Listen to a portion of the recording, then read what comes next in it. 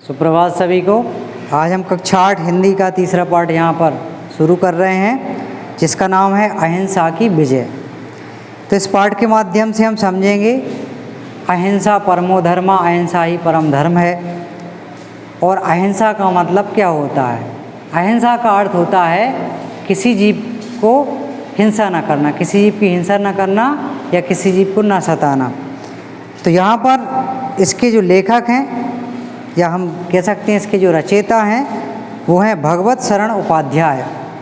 हिंसा से हिंसा को समाप्त नहीं किया जा सकता है, हिंसा को तो अहिंसा ही समाप्त किया जा सकता है। मतलब हिंसा को तो अहिंसा ही समाप्त कर सकती है। महात्मा बुद्ध ने अहिंसा या दया भाव के उपदेश से अत्याचारी डाकू जो अंगुलीमाल नाम का डाकू था, किस प्रकार उसका हृदय परिवर्तन करते हैं। कौन? भगवान बुद्ध। और हृदय परिवर्तन करके अपना शिष्य बना लेते हैं। इस पाठ में इसी पर प्रकाश डाला गया है। इसके जो लेखक हैं, रचयिता हैं, वो हैं भगवत शरण उपाध्याय। इनका जन्म पूर्वी उत्तर प्रदेश के बलिया जिले में हुआ था और भारतीय सभ्यता और संस्कृति के प्रमुख चिंतकों में उपाध्याय जी का सम्मानपूर्ण स्थान माना जाता है। फलस्वरूप उनकी रचना इस दृष्टि से अधिक महत्वपूर्ण है। उच्च स्तरीय प्रशासनिक पदों पर रहते हुए उन्होंने भारतीय जीवन दर्शन में प्रेरक के रूप में अपने आप को प्रस्तुत किया और विश्व को एक नई स्वस्थ दृष्टि प्रदान की।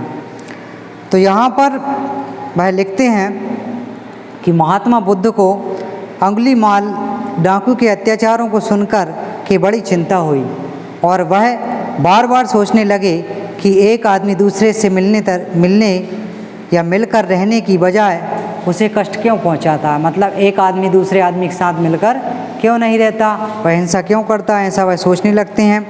वह उसे क्यों मारता है, अर्थात वो हिंसा क्यों करता है। एक प्राणी को दूसरे प्राणी को देखकर मन में प्रसन्नता होना चाहिए, हर्ष उत्पन्न होना चाहिए, परंतु यहाँ पर ऐसा नहीं था।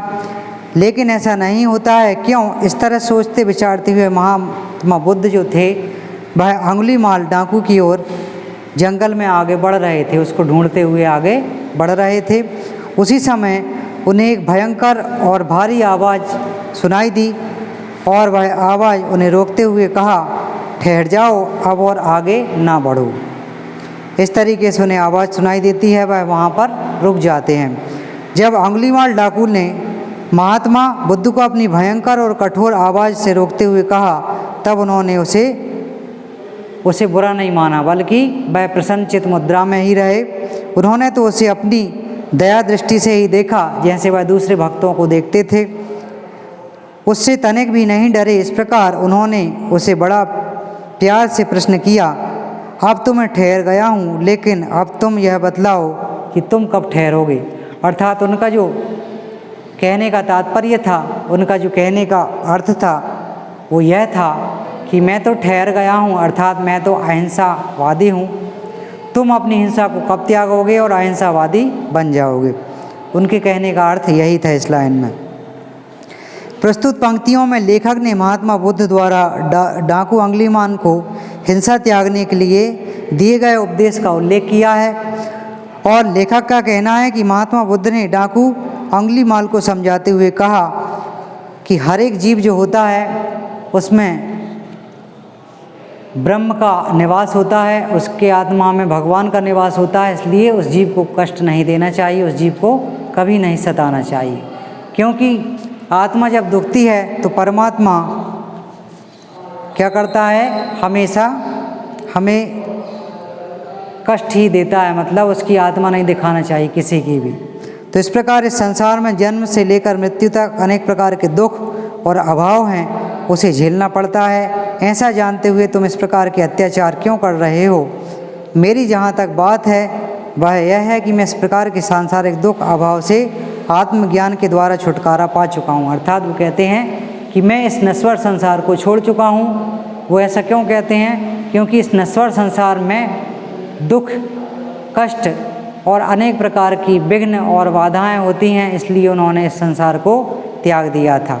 तो ऐसा ही वो प्रवचन किसको सुनाते हैं? अंगुलीमाल डाकू को सुनाते हैं। वह कहते हैं जैसे मैंने संसार को त्याग दिया है, वैसे ही तुम इस संसार का त्याग कर दो और मेरी तरह साधु बन जाओ। इस तरीके से वह उनको प्रवचन सुनाते हैं, अच्छे वचन सुनाते हैं और वह कहते हैं, इस प्रकार मैं संसारिक दुख अभाव के आत्मज्ञान से छुटकारा पा चुका हूँ। वो ऐसा क्यों कहते हैं? क्योंकि साधु सन्यासी जो होता है वह दुखों से, कष्टों से और सांसारिक मोह माया से दूर रहता है, इसलिए उन्होंने ऐसा कहा। लेकिन तुम तो इससे छुटकारा नहीं प्राप्त कर पाने के कारण ही हाय हत्या कर रहे हो, अर्थात तुम तो बिना कारण ही व्यक्ति को कष्ट प्रदान कर रहे हो और उसकी हत्या कर रहे हो। क्या तुम मुझे यह बता सकते हो कि इस प्रकार के अत्याचारों को कब छोड़ दोगे? इसलिए इस प्रकार से वो अंगुलीमाल डाकू से इस तरह के प्रश्न पूछते हैं। कब सद्मार्ग पर चलोगे और सच्चाई पर कब चलोगे और दूसरों को कष्ट जो देते हो उसको देना कब बंद करोगे? इस तरीके से ऐसे प्रश्न पूछते हैं और उनके वचन सुनने के बाद अंगुलीमाल डाकू जो था उसका हृदय परिवर्तन हो जाता है और वह उसी दिन से हत्या करना बंद कर देता है, लोगों को कष्ट पहुंचाना बंद कर देता है और लोगों को दुखी करना बंद कर देता है। इस तरीके से उसका हृदय परिवर्तन हो जाता है। तो इस तरीके से इस पाठ के माध्यम से कवि कहता है कि यहाँ पर अहिंसा की विजय होती है और हिंसा पर अहिंसा सदैव बलवान होती है, इसलिए कभी भी हिंसा नहीं करना चाहिए। यही संदेश है इस पाठ के माध्यम से। धन्यवाद।